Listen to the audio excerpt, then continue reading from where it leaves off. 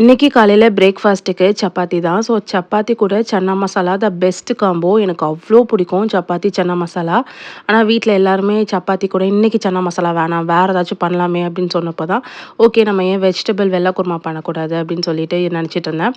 So அது பண்ணுறதுக்கு குக்கர்ல எண்ணெய் ஊத்திட்டு பட்டை, கிராம்பு, ஏலக்காய், பிரிஞ்சி இலை, அது கூட வெங்காயம், இஞ்சி பூண்டு பேஸ்ட்டு, தக்காளிலாம் ஆட் பண்ணி நல்லா வதங்கினதுக்கு அப்புறமா நம்மளுக்கு பிடிச்ச வெஜிடபிள்ஸ் ஆட் பண்ணிக்கலாம். நான் கேரட், உருளைக்கிழங்கு, பீன்ஸ், பட்டாணி இதுதான் ஆட் பண்ணியிருந்தேன்.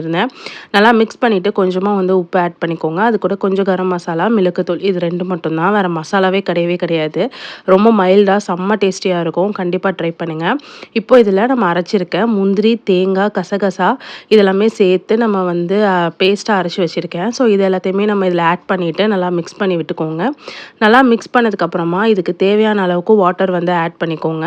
நான் அந்த தேங்காய் இதே தான் வாஷ் பண்ணி ஆட் பண்ணியிருக்கேன். கரெக்ட்டா மூடி போட்டு ஒரு 2லேருந்து 3 விசில் விட்டு எடுத்தீங்கன்னா, ஒரு சூப்பரான கமகமன்னு வெள்ள குருமா ரெடி ஆயிடும்.